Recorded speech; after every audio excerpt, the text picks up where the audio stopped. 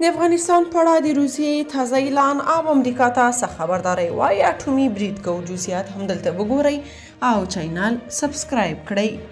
روسیه وایي د افغانستان اوسنی حکومت پراخ بنسټه نه دی.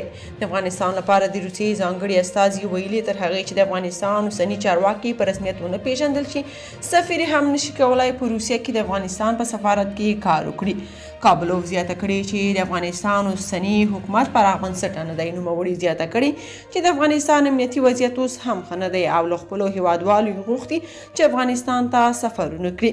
د سرپرست حکومت ویان بیا د افغانستان لپاره د روسیې د ځانګړي استازي د څرګندونو په غبرګون کې د پراخ بنسټه حکومت نه جوړېدو موضوع د هیواد کورنۍ مسله بولي او بهرنۍ وګړو ته ډاډ ورکوي چې افغانستان امن دی.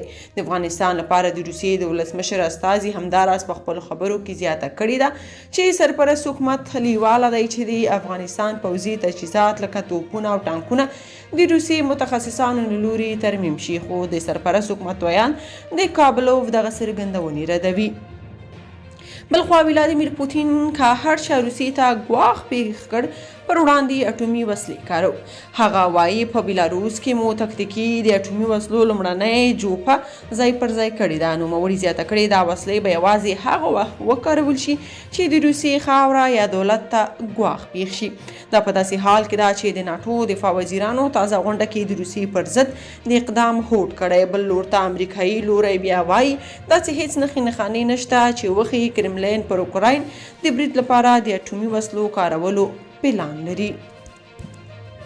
که تاسو په دې اړه څه نظر لرئ په کومنټ کې شریک او چینل سبسکرایب کړئ.